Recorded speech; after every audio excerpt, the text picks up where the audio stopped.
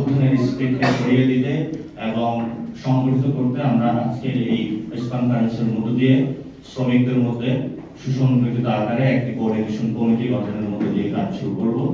যে coordination committee আগামীতে আপনাদের সামনে পুরো বাংলাদেশ থেকে শ্রমিকাঞ্চল বিভিন্ন জায়গা থেকে একত্রিত করে একটি সুন্দর তাদের মর্জি মাফিক ইচ্ছা মতো স্বাধীন একটি সংগঠন হিসাবে আত্মপ্রকাশ করবে। সেই জায়গা থেকে আমরা জাতীয় নাগরিক কমিটি শ্রমিকাঞ্চলে শ্রমিকদের সাথে কাজ গুছিয়ে দেওয়ার চেষ্টাটা করব।